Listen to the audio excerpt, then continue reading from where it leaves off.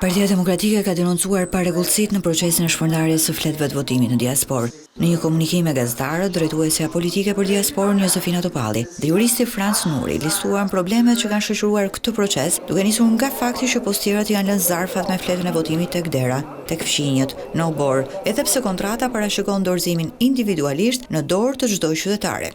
Shfrytëzoj rastin për t'i bërë thirrje KQZ-s që t'i kërkojnë DHL-s që të përmbushin detyrimet e tyre ligjore dhe logjistike.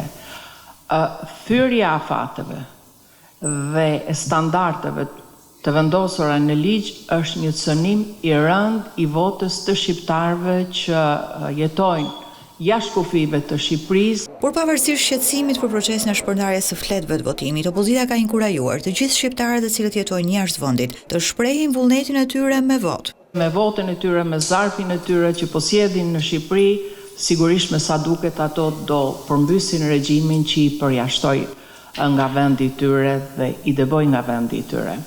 Ndoshta janë dy momentet kyçe që do bëjnë ndryshimin e madh, diaspora e para dhe dyta gratë, të cilat nuk pranojnë kurrë që baballarëve, babait të fëmijëve të tyre, t'i thonë qeros, t'i thonë qyryk. Nga ana tjetër, Josefina Topalli shmangu komentet për kontratën e lobimit me kompaninë amerikane me vlerë $6 milion. Detyra ime ka qenë krejt tjetër, ndërkohë që Partia Demokratike ka sqaruar dhe s'kam asgjë më shumë. Faleminderit.